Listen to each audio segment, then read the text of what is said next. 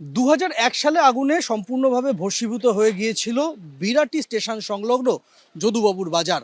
আর ঠিক ২৫ বছর পর আরও একবার ভয়াবহ অগ্নিকাণ্ডের সম্মুখীন বাজারের প্রায় শদুয়েক ব্যবসায়ী।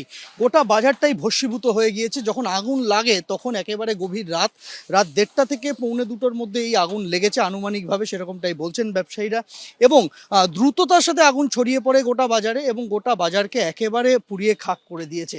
দমকল বাহিনী এসে পৌঁছায়। দমকলের পৌঁছানোর ক্ষেত্রে সমস্যা হয়, কেননা যেহেতু উড়ালপুলের নিচে বিরাটি স্টেশন সংলগ্ন রেল ওভারব্রিজ, তার নিচে এই বাজার, তাই দমকলের বড় গাড়িকে ভেতরে ঢোকানো যায়নি।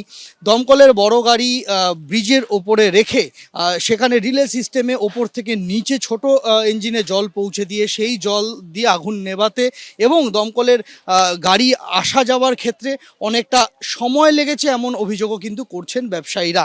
এবং যতক্ষণে গোটা এই বাজারের ওপরে নিয়ন্ত্রণ পাওয়া গিয়েছে দমকলের তরফে, ততক্ষণে সব শেষ।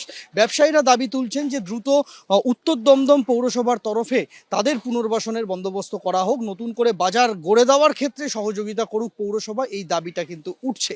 তবে তার পাশাপাশি এ বক্তব্যটাও সামনে আসছে যে দীর্ঘদিন ধরে অগ্নি নির্বাপন ব্যবস্থার তৈরির জন্য সহযোগিতা চেয়ে পৌরসভাকে বলা হলেও তাদের তরফ থেকে কেন কোনো উদ্যোগ নেওয়া যায়নি। ব্যবসায়ীদের বক্তব্য, তাদের আর্থিক সামর্থ্য সে জায়গায় ছিল না যে তারা নিজেরা এই গোটা ব্যবস্থাটা করতে পারেন, কিন্তু দমকলের তরফ থেকে তাদেরকে সেটা বলা হয়েছিল করতে, তারা পারছিলেন না দেখে তারা পৌরসভার দ্বারস্থ হয়েছিলেন। যেহেতু এই বাজারের রক্ষণাবেক্ষণের দায়িত্ব উত্তর দমদম পৌরসভার, কিন্তু সেই কাজ হয়নি, এমন অভিযোগই সামনে আসছে।